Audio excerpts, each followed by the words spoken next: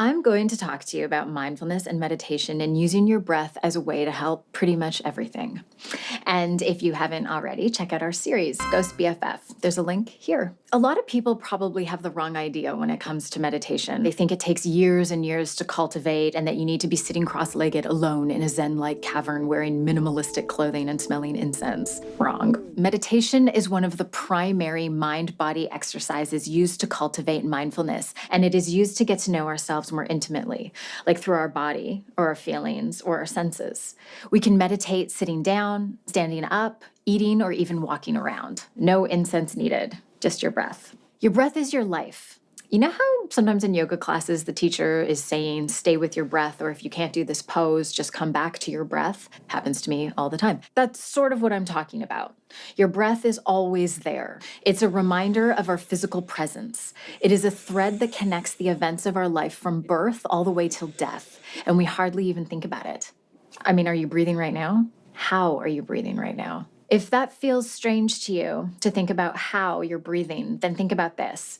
Have you ever noticed how our breath becomes shallow when we're stressed, deep and slow when we're content and happy, and how it almost disappears when we're scared? I know I hadn't thought about it like that either, and now it makes a lot more sense. Our breath knows us. So let's listen a little more to it and let it drive us rather than the other way around.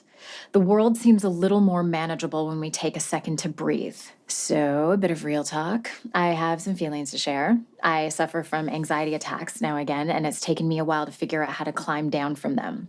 They used to freak me out, making them feel a lot worse than they actually were. When it happens, though, I find a quiet place, put my hand on my chest like this, apply a bit of pressure, and breathe deeply into the palm of my hand. I do this 3 or 4 times, and it calms me down. That's all I do, and it works.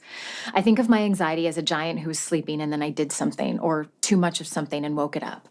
My mindful practice helps me put it back to sleep. If you suffer from anxiety or chronic pain or depression, start with your breath. I know it doesn't seem like a lot, but trust me, it will help. Taking deep breaths are the first step in the mindful journey. Namaste, am I right? Click the link below to learn more about mindfulness and follow us on Twitter.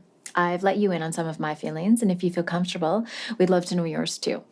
Bye, guys.